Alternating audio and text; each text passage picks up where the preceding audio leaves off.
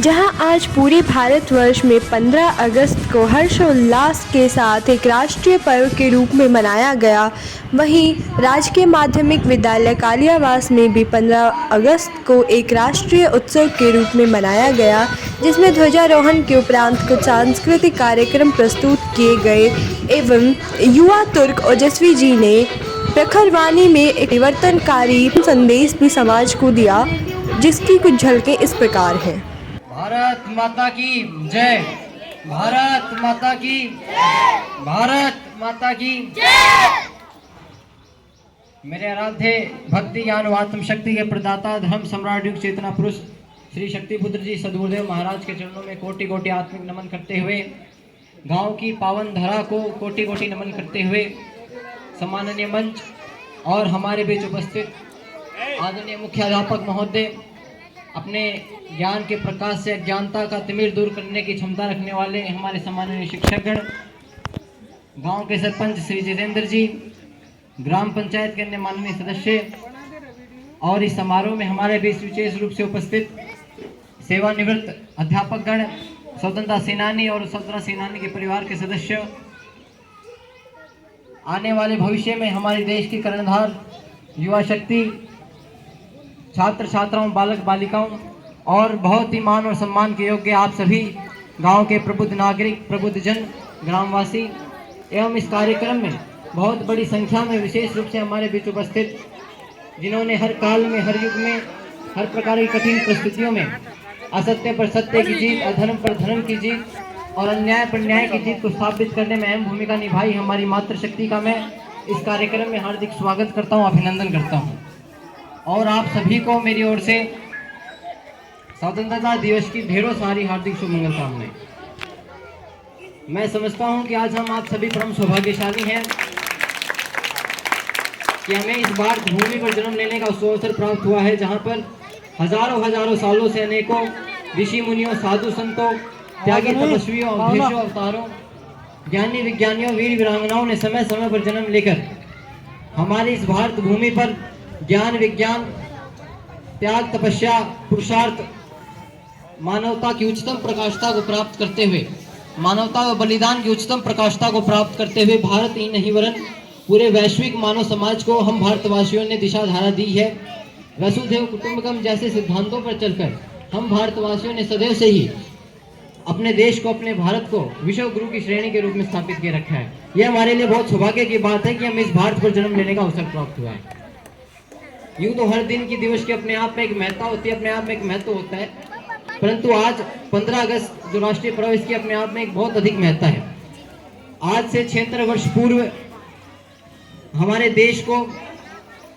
उन विदेशी आक्रांताओं के द्वारा सहयोग, समर्पण, मदद जैसी, व्यापार व्यवसाय जैसी मानवीय प्रवृत्तियों का उन्होंने फायदा उठाकर हम भारतीयों की आत्मीयता, हमारी सरलता का नाजायज फायदा उठाकर उन्होंने हमारे देश को गुलामी की बेड़ियों में अपने छल, अपने कुत्सित मानसिकता, अपनी कुदृष्टि से हम भारतवासियों को अपनी गुलामी की बेड़ियों में जकड़ लिया था। और जैसा आप सब जानते हैं, उसके बाद लंबे अरसे तक चले एक बहुत बड़े संघर्ष के बाद, लाखों लाख कुर्बानियों के बाद, एक लंबे अरसे तक हम भारतवासियों ने उन गोरे फिरंगियों की, उन विदेशी आक्रांताओं की यात्राओं को, पीड़ाओं को सहन किया और उसके बाद लंबे संघर्ष से हमारा देश 15 अगस्त 1947 को आज़ाद हुआ। यह बहुत ही गौरव की बात है, बहुत ही गर्व की बात है। हर दिन की अपने आप में एक महत्ता होती है, परंतु जब किसी भी दिन को एक राष्ट्रीय स्तर पर राष्ट्र के द्वारा, समाज के द्वारा, शासन प्रशासन के द्वारा मनाया जाता है, तो उस दिन की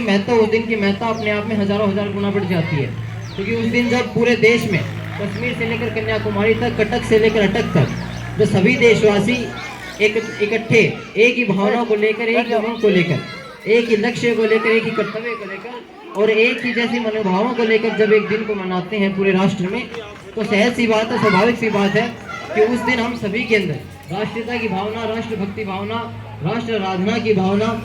ये सब भावना अनायास ही अपने आप सहजता से हमारे अंदर उत्पन्न हो जाती है, हमारे अंदर प्रभावित होने लगती है। इसीलिए उस दिन की अपने आप में महत्ता बढ़ जाती है। उसी प्रकार 15 अगस्त हमारे देश में राष्ट्रीय पर्व के रूप में, स्वतंत्रता दिवस के रूप में मनाया जाता है। इस दिन हम अपने जगह जगह, हर संस्थानों में, हर कार्यालयों के अंदर ध्वजारोहण कर उन स्वतंत्रता सेनानियों की गौरव गाथा का गुणगान करते हैं, आपस में चर्चा करते हैं। सांस्कृतिक कार्यक्रमों के माध्यम से उन स्वतंत्रता सेनानियों को अपनी श्रद्धासुमन अर्पित करने का प्रयास करते हैं, अपनी श्रद्धांजलि देने का प्रयास करते हैं। परंतु साथियों, यह मात्र कह देना कि आज़ादी हमें बहुत ही सरलता से मिल गई, आसानी से मिल गई, या फिर हम ये कह दें कि 15 अगस्त को हमें आज़ादी मिली थी, बहुत अच्छी बात है, ये बात कहने में सरल सामान्य लग रही है, परंतु इसके पीछे एक बहुत लंबा संघर्ष, एक बहुत लंबा आंदोलन हमारे देश के क्रांतिकारियों ने, हमारे देश के देशवासियों ने एक लंबे अरसे तक किया है। इस बात को हमें भूलना नहीं चाहिए। आप सब लोग निश्चित ही कुछ स्वतंत्रता सेनानियों के नाम से तो परिचित हैं, जिनका नाम हम दिन प्रतिदिन अपने दिन दैनिक के जीवन में पढ़ते हैं, जिनके बारे में हम पाठ्यक्रमों में पढ़ते हैं। उन स्वतंत्रता सेनानियों के नाम से आप परिचित हैं, जैसे नेताजी सुभाष चंद्र बोस हुए, शहीद भगत सिंह हुए, राजगुरु हुए, सुखदेव हुए, लाला लाजपत राय हुए, तात्या टोपे हुए, नाना साहेब हुए, दादा भाई नारोजी हुए, बाल गंगाधर तिलक हुए, बटुकेश्वर दत्त हुए। इन सभी नामों से हम आप लोग इन प्रकार परिचित हैं, हमें इनके बारे में पता है। परंतु हमारे देश के सरकारी आंकड़े बात कहते, इस बात को बयां करते हैं कि देश को स्वतंत्रता दिलाने के लिए स्वतंत्रता के आंदोलन में 7,32,000 लोगों ने अपने जीवन की कुर्बानी दी थी, अपने जीवन की बलिदानी दी थी। ये बहुत ही महत्वपूर्ण और गर्व की बात है और सोचने और विचारने की बात है कि 7,32,000 लोगों की कुर्बानी, ये तो वो प्रत्यक्ष नाम है, ये तो वो गिनती है जिन लोगों का नाम प्रत्यक्ष रूप से अंकित हो पाया उन आंकड़ों में। मैं तो ये भी मानता हूँ कि इतनी संख्या और कहीं ना कहीं से अधिक संख्या उन गुमनाम कुर्बानियों और बलिदानियों की रही होगी, जिन्होंने किसी क्षेत्र में, किसी गाँव में, किसी ढाणी में अंग्रेजों का विरोध करते हुए अपने जीवन की बलिदानी दी, पर उनका नाम उन आंकड़ों में नहीं दर्ज हो पाया। कहने का मेरा अभिप्राय यह है कि लाखों लाख लोगों के बलिदान के बाद, लाखों लाख लोगों ने जब अपने जीवन की कुर्बानी दी, जब अपने जीवन की बलिदानी दी, अपने जीवन की शहादत दी, अपने स्वयं के हितों को तजकर, देश के हित के बारे में उन्होंने सोचकर लंबे लंबे समय तक उन अंग्रेजों की काला पानी जैसी जेलों में उन्होंने जीवन यापन किया, केवल और केवल हमारे देश को आज़ादी दिलाने के लिए। और इस बात में कोई संदेह नहीं है कि उनका साहस, उनका शौर्य, उनकी बलिदानी, उनकी कुर्बानी अपने आप में अद्वितीय थी, अपने आप में अनोखी थी। और उन्हीं के नेतृत्व की बदौलत, उन्हीं के आंदोलनों और उन्हीं की शहादत के बदौलत आज हमारे देश को आज़ादी मिली है। आज हम आप सभी खुले हवा में सांस ले पा रहे हैं, अपने विचारों को खुले रूप से अभिव्यक्त कर पा रहे हैं। साथियों, मैं समझता हूं कि समय को, काल को 3 भागों में बांटकर समझा जाता है, जैसे कि भूतकाल, वर्तमान काल और भविष्य काल। भूतकाल यानी कि जो समय बीत चुका हो, वर्तमान काल जो समय अभी चल रहा है, और भविष्य काल वह समय होता है जो आगे आने वाला समय होता है।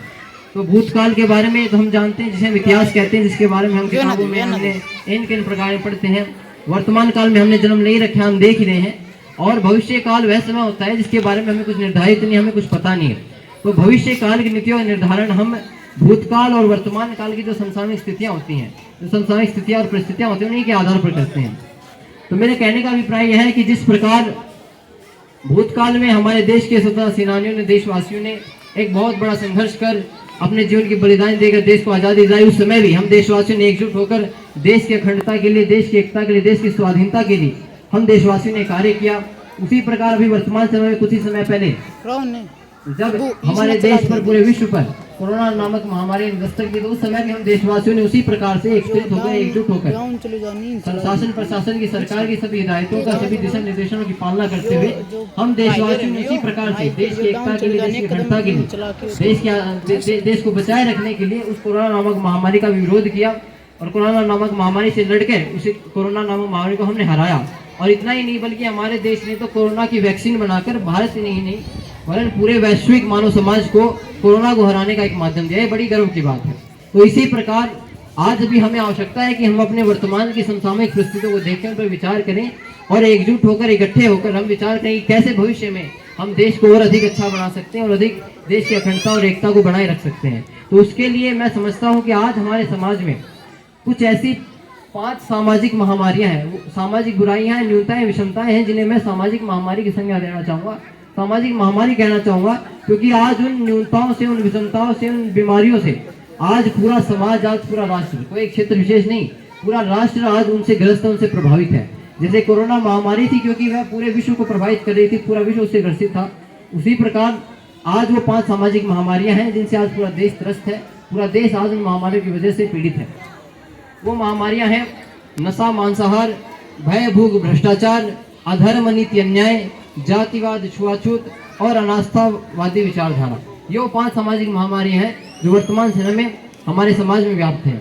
और इन सभी में से अगर हम केवल नशे की बात कर लें, एक प्रमुख, मैं समझता हूँ वह एक ऐसी प्रमुख महामारी है जो इन किन प्रकारेण हर समस्या की मूल जड़ में होती है। हम अगर नशे की बात अकेली कर लें तो आप लोगों को जानकर आश्चर्य हैरानी होगी कि अगर हम सुबह नशे के दुष्प्रभाव पर चर्चा करने लगेंगे तो शाम हो जाएगी, परंतु दुष्प्रभाव खत्म नहीं होंगे नशे के।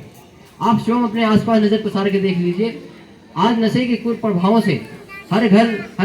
कोई व्यक्ति बचा हो सकता है, परंतु ऐसा कोई घर नहीं बचा जो नशे के कुप्रभाव से प्रभावित न हो। मेरे कहने का अभिप्राय यह है कि जब किसी घर में, एक परिवार में कोई भी व्यक्ति अगर नशे का सेवन करने लग जाता है, नशे से ग्रस्त हो जाता है, उस परिवार का, उस घर का आर्थिक, सामाजिक, व्यवहारिक, व्यावसायिक, व्यापारिक हर क्षेत्र में उस परिवार का पतन होना प्रारंभ हो जाता है। क्योंकि स्वाभाविक सी बात, अगर मान लीजिए घर का कर्ता, घर का मालिक, घर का मुखिया और घर में कोई भी सदस्य नशा करेगा तो वह निश्चित रूप से कार्य नहीं करेगा, सुप्त पड़ा रहेगा। उसे आवश्यकता है, उसे जरूरत की चीजें तो वो सारी चाहिए जो परिवार के अन्य सदस्यों को चाहिए, और उसके बदले में, उसके विपरीत में वह कोई भी ऐसी आमदनी नहीं देता, कोई भी ऐसा योगदान परिवार को नहीं देता। यही कारण है कि आज हमारे देश में गरीब परिवार गरीब हो रहे हैं, मजलूम परिवार मजलूम होते जा रहे हैं। हमें इस बात पर सोचने की आवश्यकता है। इतना ही नहीं, अगर घर में कोई एक व्यक्ति भी नशा करने लग जाए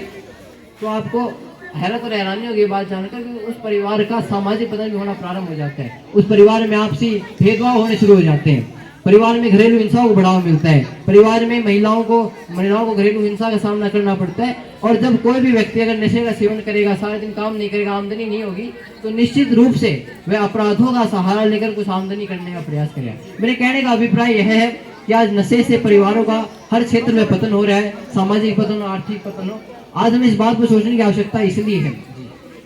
क्योंकि कोई जो देश होता है वो ईंट ग्यारह रोटी से नहीं बनता। देश देश के लोगों से बनता है, देश देश के परिवारों से बनता है, देश देश में रहने वाले लोगों से बनता है। अगर देश में रहने वाले लोग गरीब होते जा रहे हैं, मजलूम होते जाएंगे, अगर देश में रहने वाले लोग नशे से ग्रसित हो गए, अपने अंदर की शारीरिक क्षमताओं का विकास नहीं कर पाएंगे, उनका शारीरिक बल कमजोर होगा, वो विवेकहीन होंगे, वो देश के बारे में सोच ही न पाएंगे कि क्या देश के लिए सही है, क्या गलत है। क्योंकि आप सब जानते हैं कि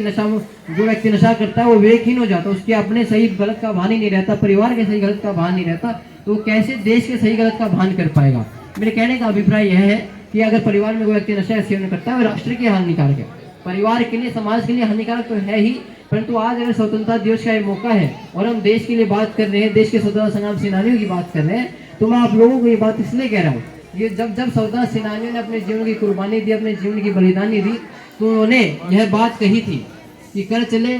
फिदा जानो तन साथियों, तुम्हारे हवाले वतन साथियों। वो लोग ये वतन, ये देश हमारे कंधों पर छोड़ के गए थे, हमारी जिम्मेवारी में छोड़ के गए थे कि हमारे लक्ष्य है कि हमारे कर्तव्य बनता है कि हम आगे चलकर देश के विकास के लिए कार्य करें, देश को मजबूत बनाएं, देश की एकता, अखंडता, देश की सहिष्णुता, देश की स्वाधीनता, देश की संप्रभुता के लिए हम कार्य करें और इन नशे जैसी महामारियों में ग्रसित न होकर महामारी में ग्रसित न होकर देश के विकास की जगह विनाश का कारण न बने। इसी प्रकार मैं की मर्यादा को ध्यान रखते हुए 2-4 मिनट और इस बात को बोलना चाहूंगा, मेरी बात को पूरा करना चाहूंगा। आज नशा ही कारण है और हमें पता ही नहीं चला कि कब और कैसे हमारे समाज ने नशे को एक सहज प्रकार से हमारे समाज ने इसे अनुमति दे दी। आप लोगों को पता होगा, जो बड़े बूढ़े लोग हैं, अन्यथा आज से 7-8 दशक पूर्व वेद पुराणों में ऐसा बखान है और यहाँ तक कि स्वतंत्रता आंदोलन के दौरान की बातें हैं कि एक बार मैं आपको एक वृत्तांत बताना चाहूंगा। ईस्ट इंडिया कंपनी ने जब अपने हमारे देश में पहला ठेका, शराब का ठेका जब कलकत्ता में खोला, तो ब्रिटेन में ईस्ट इंडिया कंपनी के अधिकारियों की इस बात पे बहस हुई कि देश में शराब का ठेका चल ही नहीं सकता, क्योंकि ये देश के लोग बहुत ही अच्छे हैं, सनातन ऋषि परंपरा को निर्बंध करते हैं, इस प्रकार की दुष्प्रयोग में लिप्त नहीं होंगे। परंतु आप लोगों को जानकर आश्चर्य होगा कि जब वह ईस्ट इंडिया कंपनी का अधिकारी 2-3 साल बाद जब वापस ब्रिटेन गया, तो उसने वहां जाकर ये बात रखी कि जी बहुत बड़े स्तर पर नशे के ठेके चल रहे हैं, शराब के ठेके चल रहे हैं और मुझे और ऐसे टेंडर चाहिए। यानी कि हमारे समाज ने इसे सहज प्राथमिकता दे दी, हमारे समाज ने नशे को एक स्टेटस सिंबल बना दिया। तो आज हमें आवश्यकता है देश की अखंडता के लिए, देश की स्वाधीनता के लिए, क्योंकि जैसे कि गुलामी के समय की बात करें, एक सेकंड महोदय, हम बात करें गुलामी के दौर की, तो उस समय भी ये हुआ था कि राजा आपस में लड़ रहे थे। राजा ये बात कहते थे कि भाई मान लीजिए फलाना राजा पर अगर हमला हो रहा है तो हम क्यों उसके लिए हम विरोध करें, क्यों वो करें। उसी प्रकार से आज यही हो रहा है कि आज नशे जैसी महामारियां, जातिवाद, छुआछूत जैसी महामारियां, क्षेत्रवाद, भय, भूख, सब महामारियां अपने समाज में फैल रही है और हमारे देश को कमजोर कर रही है। केवल मात्र कुछ सांस्कृतिक कार्यक्रम कर देना, देश की गौरव गाथा के बारे में गुणगान कर देना, यह हमारे देश के स्वतंत्रता सेनानियों को सच्ची श्रद्धांजलि नहीं है। उन्हें सच्ची श्रद्धांजलि देने के लिए हमें देश की अखंडता को बनाए रखने के लिए जो देश आज हमारा धीरे धीरे नशे जैसी दुष्प्रवृत्तियों का, जातिवाद जैसी दुष्प्रवृत्तियों का, इन चीज़ों में गुलाम होकर देश जो आज हमारा नित्य प्रति दिन भर दिन कमजोर होता जा रहा है, मुश्किल विरोध खड़े हो और हम इसे अपना संकल्प माने, इसे अपना लक्ष्य माने कि हम देश की आज़ादी निकाले करें, देश की स्वाधीनता की निकाले करें। इन्हीं मार्गों से, इन जैसी दुष्प्रवृत्तियों को, इन जैसी सामाजिक महामारियों से समाज से निकाल कर ही देश मजबूत हो पाएगा, देश अखंड रह पाएगा, देश स्वाधीन रह पाएगा। अन्यथा उस समय में कोई